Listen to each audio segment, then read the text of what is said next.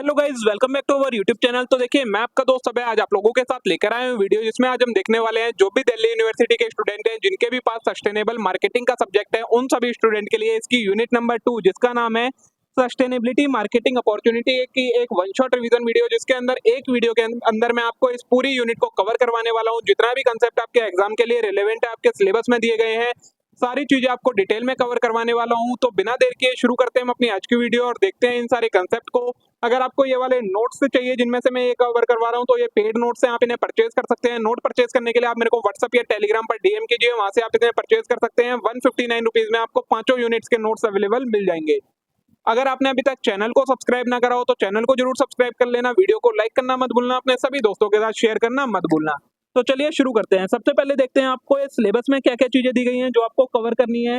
तो इसमें आपको कवर करना है sustainable opportunities, marketing environment, segmentation, targeting and positioning, creating value through sustainability, designing marketing mix and holistic approach to sustainability. ठीक है, तो सस्टेनेबिलिटी अपॉर्चुनिटीज क्या क्या होती हैं। Sustainability offer numerous opportunity for business organisation and government and individual to create value, drive innovation and contribute to positive social, environmental and economic outcome.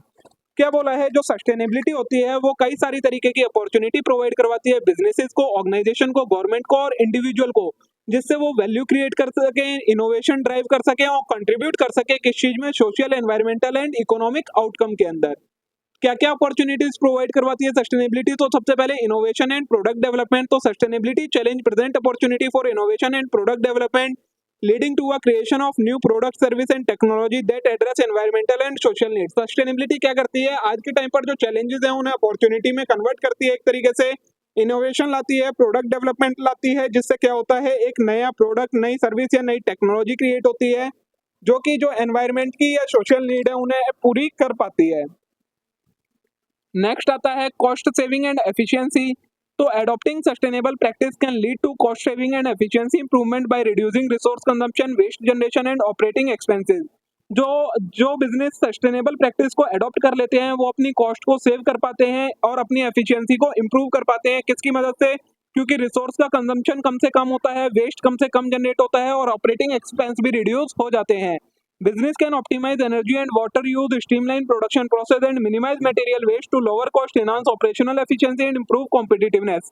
जो business sustainable practice का use करते हैं वो अपनी एनर्जी का अच्छे से ऑप्टिमाइज तरीके से यूज करते हैं, वाटर का यूज अच्छे तरीके से करते हैं, प्रोडक्शन के प्रोसेस को स्ट्रीमलाइन कर पाते हैं, मतलब स्मूथ कर पाते हैं, वेस्ट कम से कम जनरेट करते हैं, जिससे उनकी ऑपरेशनल एफिशिएंसी बढ़ जाती है और उनकी कम्पिटिटिवनेस इंप्रूव हो जाती है।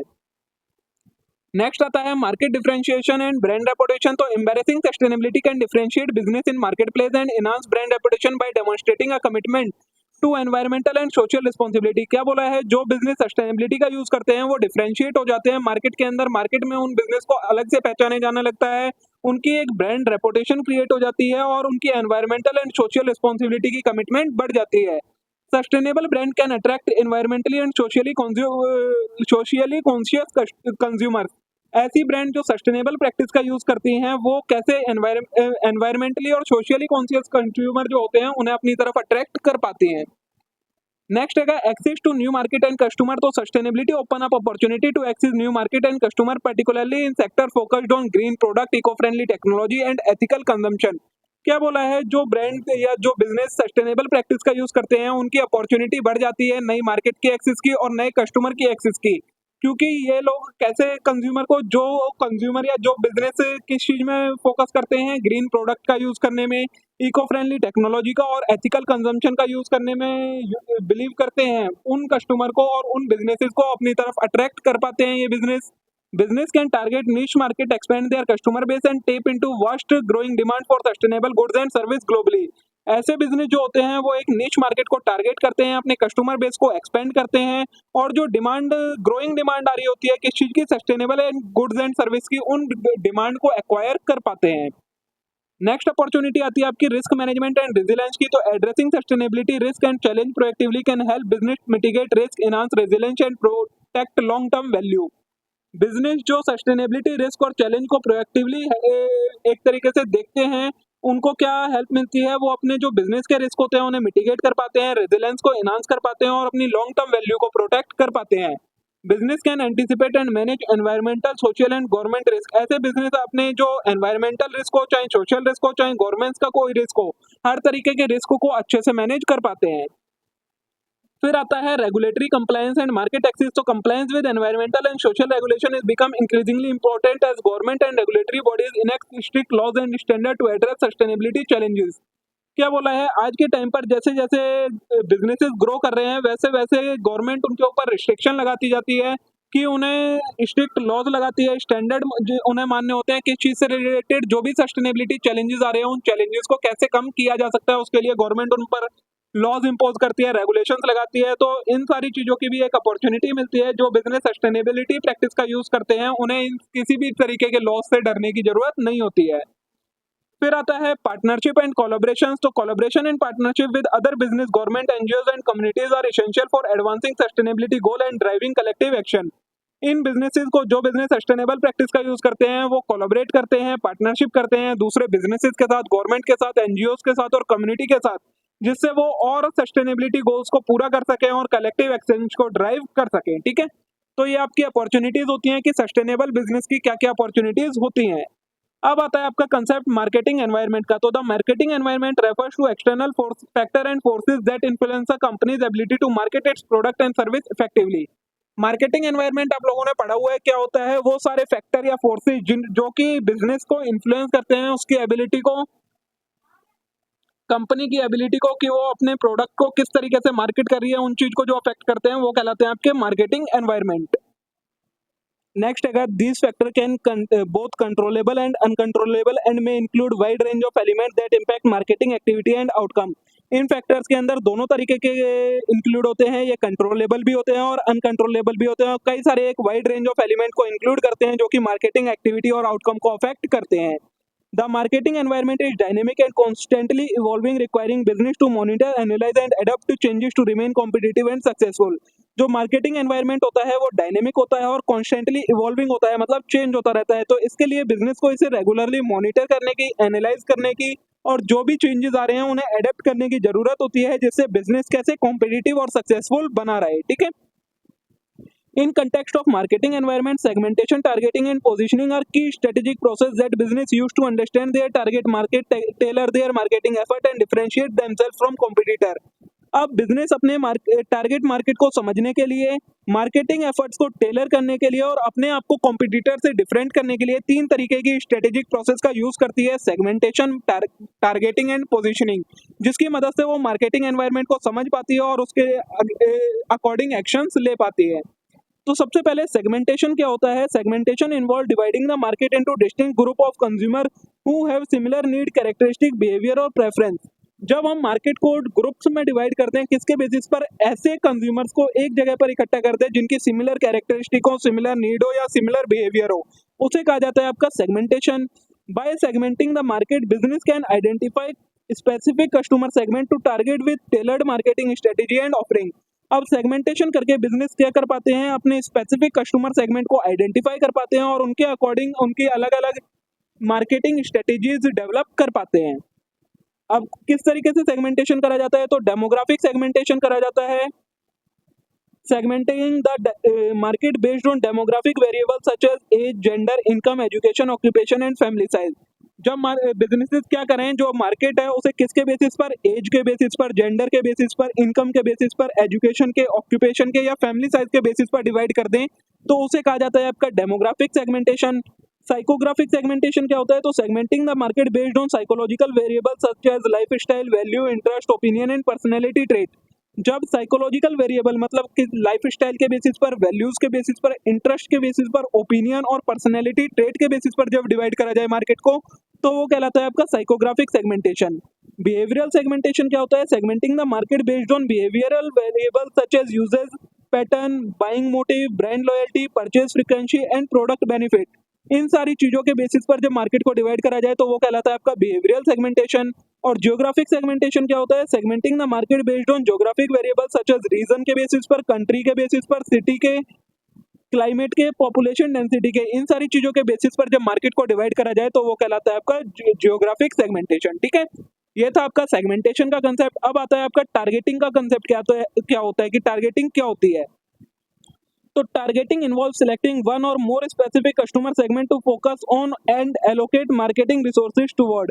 टारगेटिंग क्या होता है, एक जो पूरी मार्केट है उसके अंदर एक स्पेसिफिक ग्रुप को सिलेक्ट कर लेना कि हाँ हम अपना जो बिजनेस है वो सिर्फ इस ग्रुप के साथ करेंगे, इस ग्रुप को अपनी प्रोडक्ट और सर्विस सेल करेंगे, तो वो कहलाता है आपका टारगेटिंग, जिसके अंदर हम सारे मार्केटिंग रिसोर्सेज को सिर्फ उसी ग्रुप के लिए एलोकेट कर देते हैं। Business evaluate different segment based on factors such as segment size, growth potential, profitability, competition and fit with the company's capability and objective। ये सेगमेंटेशन किन किन चीजों को ध्यान में रखकर करा जाता है, सेगमेंट साइज को, ग्रोथ पोटेंशियल को, प्रॉफिटेबिलिटी को, कंपटीशन को और कंपनी की कैपेबिलिटी और ऑब्जेक्टिव को ध्यान में रख के ये टारगेटिंग करी जाती है। अब टारगेटिंग किस किस तरीके की होती है, पहली होती है अनडिफरेंशिएटेड टारगेटिंग, तो targeting the entire market with single marketing mix without segmenting the market. Market को बिना डिवाइड करे पूरी मार्केट को एक ही तरीके की मार्केटिंग मिक्स की स्ट्रेटेजीज के साथ टारगेट करना, वो कहलाता है अनडिफरेंशिएटेड टारगेटिंग। दूसरा होता है डिफरेंशिएटेड टारगेटिंग, तो targeting multiple segment with different marketing mix tailor to each segment need and preference. Market को डिवाइड करके हर सेगमेंट के लिए अलग मार्केटिंग स्ट्रेटेजीज का यूज करना, वो कहलाता है आपका डिफरेंशिएटेड टारगेटिंग। फिर आती है आपकी कॉन्सेंट्रेटेड टारगेटिंग, तो targeting a single specific segment with specialised marketing mix to serve the unique need of that segment. इसमें क्या होता है, बाकी सबको हम एक तरीके से ट्रीट करते हैं, लेकिन कोई एक ऐसी स्पेसिफिक सेगमेंट होती है जिसे हम यूनिकली ट्रीट करते हैं, उसके लिए सारी चीजें अलग होती हैं, बाकी जो पूरी मार्केट बच जाती है उसके लिए सारी चीजें अलग होती हैं, तो वो कहलाती है आपकी कंसंट्रेटेड टारगेटिंग। और माइक्रो मार्केटिंग क्या होती है, तो टारगेटिंग इंडिविजुअल कस्टमर और small niche segment with highly customised offering and personalised marketing message. इसमें क्या होता है, किसी इंडिविजुअल कस्टमर को या बहुत स्मॉल ग्रुप को टारगेट करा जाता है जिसके अंदर उसे हाईली कस्टमाइज्ड सर्विसेज प्रोवाइड करवाई जाती हैं, पर्सनलाइज्ड मार्केटिंग मैसेजेस प्रोवाइड करवाए जाते हैं, तो वो कहलाती है आपकी माइक्रो मार्केटिंग। ठीक है, ये था आपका टारगेटिंग का कंसेप्ट। अब नेक्स्ट कंसेप्ट आता है आपका पोजीशनिंग का। तो पोजीशनिंग क्या होती है, positioning involve developing a distinct and favourable image और perception of a company, brand, product और service in mind of a target customer relative to competitor. क्या बोला है, किसी एक ग्रुप के सेगमेंट के अंदर ब्रांड के बारे में एक फेवरेबल इमेज, एक परसेप्शन, एक ब्रांड की, प्रोडक्ट की, सर्विस की, एक टारगेट कस्टमर ग्रुप के माइंड में उनकी ऐसी इमेज क्रिएट कर देना कि हाँ बहुत अच्छा बिजनेस है, तो वो चीज कहलाती है आपकी positioning. Positioning is about how business want their target market to perceive their offering. Positioning में क्या करा जाता है, ये देख करा जाता है कि बिजनेस जैसा चाहते हैं कि उनके जो कस्टमर हैं उनके बिजनेस को किस तरीके से समझें, वो चीज माइंडसेट क्रिएट करा जाता है। And what unique value proposition they offer compare to competitor, और ये बताया जाता है कस्टमर को कि हम आपको हमारे कॉम्पिटिटर से क्या ज्यादा और क्या अच्छी सर्विस प्रोवाइड करवा रहे हैं, वो चीज कहलाती है आपकी पोजीशनिंग। अब पोजीशनिंग के भी कुछ टाइप्स हैं। सबसे पहला है प्रोडक्ट एट्रीब्यूट, तो emphasising specific product feature, characteristic और performance attribute differentiate the offering from competitor. तो अपने प्रोडक्ट के अंदर कुछ ऐसी चीजें प्रोवाइड करवाना है जो उसको आपके कॉम्पिटिटर से अलग बना दे, उसे की कुछ कैरेक्टरिस्टिक, उसकी परफॉर्मेंस एट्रीब्यूट, कुछ चीज अलग होनी चाहिए जिससे वो आपका प्रोडक्ट आपके कॉम्पिटिटर से अलग हो जाए, यूनिक हो जाए, तो वो कहलाता है आपका प्रोडक्ट एट्रीब्यूट के बेसिस पर पोजीशनिंग। फिर प्राइस एंड वैल्यू, तो positioning the product based on its price relative to competitor and perceived value it offer to customer. दूसरा पोजीशनिंग किसके बेसिस पर करी जाती है, प्राइस और वैल्यू के बेसिस पर, कि आपका ये प्रोडक्ट का या तो प्राइस अपने आपके कॉम्पिटिटर से अलग है, या जो वैल्यू कस्टमर को प्रोवाइड करवा रहा है वो वैल्यू ज्यादा या कम है आपके कॉम्पिटिटर से, वो चीज कहलाती है आपकी प्राइस एंड वैल्यू पोजीशनिंग। फिर आता है बेनिफिट एंड यूजेस पोजीशनिंग, तो positioning the product based on benefit it deliver and the specific uses, occasion और सिचुएशन इट एड्रेस। फिर तीसरे तरीके की पोजीशनिंग किसके बेसिस पर करी जाती है, क्या आपका प्रोडक्ट क्या क्या बेनिफिट प्रोवाइड करवा रहा है और किस पर्पस के लिए आपके प्रोडक्ट का यूज करा जाता है। फिर आता है यूजर्स और यूजर्स कंटेक्स्ट, तो positioning the product for specific target user और users such as targeting different customer segment और यूजर सिचुएशन। वही चीज है, किस यूजर को टारगेट कर रहा है आपका प्रोडक्ट, उसके बेसिस पर जब पोजीशनिंग करी जाए वो चीज कहलाती है आपकी यूजर्स पोजीशनिंग। फिर कॉम्पिटिटिव कंपैरिजन, तो positioning the product by comparing it directly to competitor and highlighting superior feature, performance और वैल्यू। इसमें क्या करा जाता है, आपके प्रोडक्ट को डायरेक्ट आप अपने कॉम्पिटिटर के साथ कंपेयर करते हैं और आपके कॉम्पिटिटर से आपके प्रोडक्ट में क्या क्या एक्स्ट्रा बेनिफिट्स या चीजें हैं वो चीजें जब आप बताते हो तो वो कहलाती है आपकी कॉम्पिटिटिव कंपैरिजन। ठीक है, अब देखिए आगे है आपका क्रिएटिंग वैल्यू थ्रू सस्टेनेबिलिटी की। सस्टेनेबिलिटी की मदद से किस तरीके से वैल्यू क्रिएट करी जाती है, जिसमें हमें क्या समझना है, डिजाइनिंग द मार्केटिंग मिक्स की। मार्केटिंग मिक्स किस तरीके से डेवलप करी जाती है, सस्टेनेबिलिटी जब कोई बिजनेस एडॉप्ट करता है, मतलब वैसे तो आपको पता है मार्केटिंग मिक्स के अंदर 4 पीस आते हैं। अब उन 4 पीस को ही समझना है जब कोई बिजनेस सस्टेनेबल होता है तब। तो designing the marketing mix with sustainability in mind involve incorporating environmental, social and economic consideration into the 4 Ps of marketing: product, price and place and promotion. क्या बोला है, जो जब हम डिजाइन करते हैं मार्केटिंग मिक्स को सस्टेनेबिलिटी के साथ, तो हमें माइंड के अंदर 3 चीजों को ध्यान रखना होता है: environmental, social and economic considerations को ध्यान में रखकर उन मार्केटिंग मिक्स को डिजाइन करना होता है, जिसके अंदर 4 पीस आपके आते हैं: product, price, place and promotion. By integrating sustainability principle into marketing mix, business can create value for customer, society and environment while achieving their business objective। जब बिजनेस क्या कर लेती हैं, सस्टेनेबिलिटी को इंटीग्रेट कर लेती हैं प्रिंसिपल्स ऑफ मार्केटिंग मिक्स के साथ में, तो बिजनेस क्या कर पाती हैं, वैल्यू क्रिएट कर पाती हैं कस्टमर के लिए, सोसाइटी के लिए और एनवायरनमेंट के लिए, और अपना जो बिजनेस का ऑब्जेक्टिव है उसे भी अच्छे से अचीव कर पाते हैं। सबसे पहला आता है आपका प्रोडक्ट, तो सस्टेनेबल प्रोडक्ट डिजाइन। अब इसमें कैसे आपकी सस्टेनेबिलिटी इंटीग्रेट करी जाती है, तो सस्टेनेबल प्रोडक्ट डिजाइन होता है to develop product that are environmental friendly, energy efficient, durable and recyclable. आपको ऐसा प्रोडक्ट डेवलप करना है जो इको फ्रेंडली हो, एनर्जी एफिशिएंट हो, ड्यूरेबल हो और रिसाइकलेबल हो।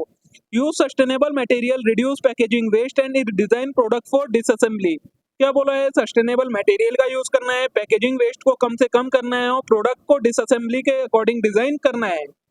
फिर बोला है ethical sourcing and supply chain, तो source raw material from supplier that adhere to ethical labour practice, fair trade standard and environmental regulation. आपको रॉ मटेरियल ऐसे सप्लायर से खरीदना है जो एथिकल लेबर प्रैक्टिस को फॉलो करता हो, फेयर ट्रेड स्टैंडर्ड को फॉलो करता हो, ये सारी चीजें ध्यान में रखनी है। उसके अलावा लाइफ साइकिल असेसमेंट, तो conduct life cycle assessment to evaluate the environmental and social impact of product from raw material extraction to disposal.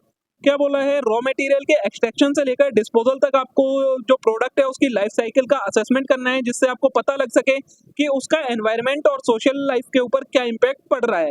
Use this information to identify opportunity for improvement and optimise product design, manufacturing process and resource use. इन सारी चीजों का use करके आप क्या identify कर सकते हैं, अपॉर्चुनिटीज को आइडेंटिफाई कर सकते हैं, जिससे आप इंप्रूवमेंट कर सकें और ऑप्टिमाइज कर सके प्रोडक्ट के डिजाइन को, मैन्युफैक्चरिंग प्रोसेस को और रिसोर्सेज के यूज को। ठीक है। दूसरा आता है आपका प्राइस। प्राइस के अंदर सस्टेनेबिलिटी कैसे आएगी, तो वैल्यू बेस्ड प्राइसिंग होनी चाहिए, set price that reflect the value proposition of sustainable product and service. क्या बोला है, आपको प्राइस ऐसा सेट करना है जितना आपका प्रोडक्ट वैल्यू दे रहा है उसके अकॉर्डिंग उसका प्राइस होना चाहिए। Consider factor such as quality, performance, environmental benefit and social impact. Price set करते समय आपको किन किन चीजों का ध्यान रखना है, प्रोडक्ट की क्वालिटी, प्रोडक्ट की परफॉर्मेंस, एनवायरमेंटल बेनिफिट और सोशल इम्पैक्ट, इन सारी चीजों का ध्यान रख के प्राइस सेट करना है प्रोडक्ट का। फिर टोटल कॉस्ट ऑफ ओनरशिप, तो consider the total cost of ownership for customer including not only the initial purchase price but also ongoing operating cost, maintenance expense and environmental impact. Cost decide करते समय आपको total cost, ownership की जो भी cost आने वाली है, सिर्फ इनिशियल कॉस्ट नहीं, अगर प्रोडक्ट लेने के बाद भी उसमें कोई कॉस्ट इन्वॉल्व है तो उस कॉस्ट का भी आपको ध्यान रखना है और उसी के अकॉर्डिंग प्रोडक्ट का प्राइस सेट करना है।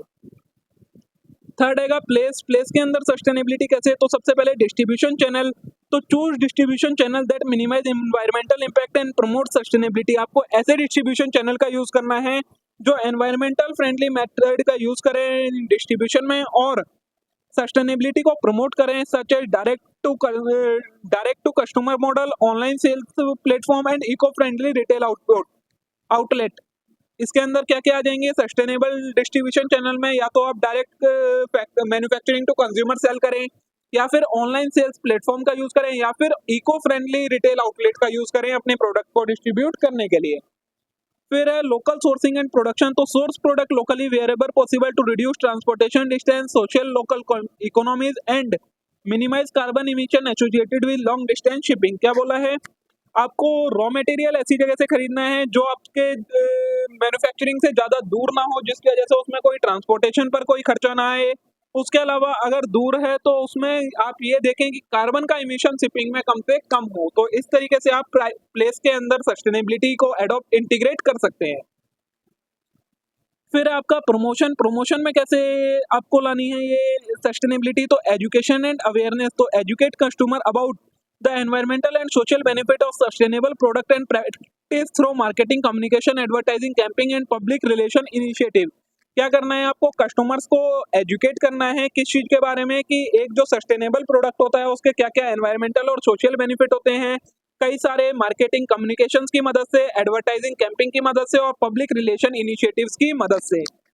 फिर आता है आपका ग्रीन मार्केटिंग। तो use green marketing strategy to communicate sustainability message effectively such as eco label certification and environmental claim that are credible, transparent and backed by evidence. क्या बोला है, आपको ग्रीन मार्केटिंग स्ट्रेटेजीज का यूज करना है। Sustainability को communicate करने के लिए आपको इको लेबल का यूज करना है, सर्टिफिकेशंस का आप यूज कर सकते हैं अपने प्रोडक्ट के ऊपर, जिससे कंज्यूमर इनके बारे में अवेयर हो सके। नेक्स्ट है कॉर्पोरेट सोशल रिस्पॉन्सिबिलिटी। तो CSR, integrate CSR initiative into promotional activity to demonstrate the company's commitment to sustainability and social responsibility. क्या बोला है, जो आपको CSR की रिस्पॉन्सिबिलिटी होती है उसे भी इंटीग्रेट करना है, जिससे क्या हो सके, सोसाइटी का भी बेनिफिट हो सके और कंपनी भी कमिट रहे इतना खर्चा सोसाइटी के बेनिफिट के लिए करने के लिए। तो इस तरीके से आप जो आपके सस्टेनेबिलिटी है उसे इंटीग्रेट कर सकते हैं मार्केटिंग मिक्स के एलिमेंट के साथ में, और आप एक क्या क्रिएट कर सकते हैं, कस्टमर और सोसाइटी के लिए वैल्यू क्रिएट कर सकते हैं। जो लास्ट टॉपिक है इस यूनिट का वो है आपका होलिस्टिक अप्रोच टू सस्टेनेबिलिटी। ये क्या है, तो a holistic approach to sustainability involve considering the interconnectedness of environmental, social and environmental factor and addressing sustainability challenge and in an integrated and comprehensive manner. Holistic approach to sustainability क्या आती है, जब आप interconnectedness देखें इन तीनों factors की, जो आपके एनवायरमेंटल, सोशल और इकोनॉमिक फैक्टर हैं, ये आपस में किस तरीके से कनेक्टेड हैं और ये किस तरीके से जो सस्टेनेबिलिटी के चैलेंजेस हैं उन्हें हैंडल करने में मदद करते हैं, तो वो चीज कहलाती है आपकी holistic approach to sustainability. Instead of focusing on individual issue or isolated solution, a holistic approach recognizes the complex and interdependent nature of sustainability and seeks to balance environmental stewardship, social equity and economic prosperity. किसी भी element के ऊपर individual focus करने से अच्छा है आप holistic approach के अकॉर्डिंग देखें सस्टेनेबिलिटी की होलिस्टिक अप्रोच में, जिसमें वो तीनों जो एलिमेंट हैं, environmental stewardship, social equity and economic prosperity, इनके बीच में एक बैलेंस क्रिएट करा जा सके, वो चीज कहलाती है आपकी होलिस्टिक अप्रोच। ठीक है, तो strategies for adopting a holistic approach to sustainability. अब किस तरीके से जो ये होलिस्टिक अप्रोच है इसे एडॉप्ट किया जा सकता है, तो सबसे पहले सिस्टम थिंकिंग। तो embrace system thinking to understand the interconnectedness, relationship and feedback loops between environmental, social and economic system. सबसे पहले आपको इन तीनों के बीच की इंटरकनेक्टेडनेस को समझना पड़ेगा कि एनवायरमेंटल, सोशल और इकोनॉमिक सिस्टम के बीच में क्या इंटरकनेक्टेडनेस है, क्या रिलेशन है और क्या इनके फीडबैक लूप्स हैं। उसके बाद ट्रिपल बॉटम लाइन। तो adopt the triple bottom line framework which emphasise the importance of measuring business performance based on economic, social and environmental outcome. उसके बाद आपको ट्रिपल बॉटम लाइन फ्रेमवर्क है उसे अडॉप्ट करना पड़ेगा, जो कि किस चीज के बारे में बताता है, इंपॉर्टेंस के बारे में बताता है कि बिजनेस परफॉर्मेंस को हम किस तरीके से इकोनॉमिक, सोशल और एनवायरमेंटल आउटकम के बेसिस पर बिजनेस की परफॉर्मेंस को मेजर कर सकते हैं। Balance financial profitability with social responsibility and environmental stewardship. उसके बाद आपको जो फाइनेंशियल प्रॉफिटेबिलिटी है उसे सोशल रिस्पॉन्सिबिलिटी के साथ में और एनवायरमेंटल स्टीवर्डशिप के साथ में बैलेंस करना है to create a shared value for all stakeholder, जिससे सभी स्टेक होल्डर के लिए एक वैल्यू क्रिएट की जा सके। फिर आता है इंटीग्रेशन एंड कोलैबोरेशन। तो foster collaboration and integration across department, discipline and sector to address sustainability challenges holistically. उसके बाद जितने भी डिपार्टमेंट है, जितने भी डिसिप्लिन है और जितने भी सेक्टर है, उन सभी के साथ इंटीग्रेट करना है, कोलैबोरेट करना है, जिससे जो सस्टेनेबिलिटी का चैलेंज है उसे होलिस्टिकली यही तरीके से एड्रेस किया जा सके। Engage stakeholder from diverse background include business, government, academic, civil society and communities to co create innovative solution and derive collective action. जितने भी स्टेक होल्डर हैं सारे डाइवर्स बैकग्राउंड के स्टेक होल्डर को इंक्लूड करना है, चाहे वो कोई बिजनेस हो, चाहे गवर्नमेंट हो, चाहे कोई एकेडमिक हो, सिविल सोसाइटी हो या कम्युनिटी हो, जिससे एक इनोवेटिव सॉल्यूशन आ सके और इसके लिए एक कलेक्टिव एक्शन लिया जा सके। उसके बाद आती है आपकी लाइफ साइकिल थिंकिंग। तो apply life cycle thinking to assess the environmental and social impact of product, service and process throughout their entire life. आपको लाइफ साइकिल थिंकिंग करनी पड़ेगी, मतलब प्रोडक्ट के बारे में समझना पड़ेगा, जो आपकी प्रोडक्ट या सर्विस है उसकी लाइफ साइकिल में वो क्या एनवायरमेंटल और सोशल इंपैक्ट आता है उसका सोसाइटी के ऊपर और एनवायरमेंट के ऊपर, उस चीज को समझना है। From raw material extraction to disposal, raw material के एक्सट्रैक्शन के प्रोसेस से लेकर डिस्पोजल तक उसका क्या एनवायरमेंट के ऊपर इंपैक्ट है, क्या सोशल सोसाइटी के ऊपर इंपैक्ट है, इन दोनों चीजों को समझना आएगा, तो वो चीज आती है आपकी लाइफ साइकिल थिंकिंग में। फिर आता है आपका सस्टेनेबल डेवलपमेंट गोल। तो align sustainability effort with United Nation sustainable development goals which provide a global framework for addressing key social, environment and economic challenges. आपको अलाइन करना है, मतलब जो आपके सस्टेनेबिलिटी का एफर्ट है उन्हें सस्टेनेबल डेवलपमेंट गोल की डायरेक्शन में परफॉर्म करना है, जिससे क्या हो सके जो भी सोशल एनवायरमेंटल या इकोनॉमिक चैलेंज है उसे एड्रेस किया जा सके।